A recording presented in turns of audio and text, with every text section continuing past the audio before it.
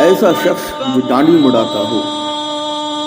یا ایک مشت سے کم وہ داڑھی رکھتا ہو تو ایسے شخص کو پیر بنانا جائز نہیں، نہ اس سے مرید ہونا جائز ہے۔ ایسا شخص فاسق مولن ہے، خود گنہگار ہے۔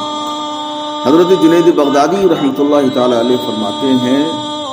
کہ مسواک کرنا شریعت میں یہ سنت ہے، لیکن طریقت میں یہ فرض ہے،